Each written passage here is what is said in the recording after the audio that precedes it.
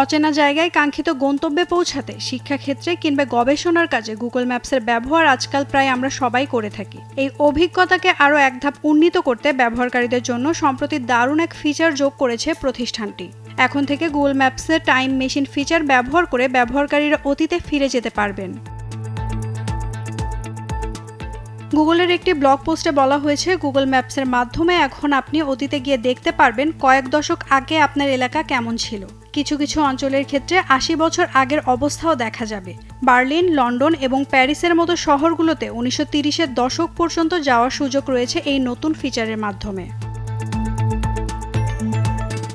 পাশাপাশি গুগল তাদের street view ফিচারটিতে এনেছে বড় একটি আপডেট। ২৮০ বিলিয়ন ছবি সম্মিলিত এই পরিষেবাটি তারা ৮০টি দেশে বিস্তৃত করেছে। এই ফিচারের মাধ্যমে আপনি বসনিয়ার সবুজ প্রান্তর থেকে শুরু করে নামিবিয়ার মরুভূমির মতো দূরবর্তী স্থানের মধ্যযুগীয় গ্রামও দেখতে পারবেন।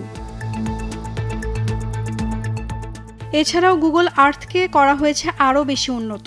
গবেষক এবং এ জাতীয় প্রতিষ্ঠানগুলো এখন আরও সহজে এই প্ল্যাটফর্ম ব্যবহার করে উপকৃত হতে পারবে।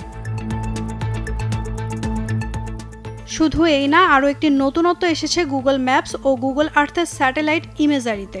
ক্লাউড স্কোর প্লাস এআই মডেলের সাহায্যে এই ছবিগুলো আরও বেশি উজ্জ্বল এবং পরিচ্ছন্ন করা হয়েছে। বিভিন্ন স্থানে মেঘের ছায়া, ধোঁয়া এবং কুয়াশা মুছে ফেলার জন্য এআই মডেলটিকে প্রশিক্ষণ দেওয়া হয়েছে। এর ফলে গুগল আর্থে এখন পৃথিবীকে দেখা যাবে আরও সুন্দর ও নিখুঁতভাবে। Naomi Nasrin, Daily Sun.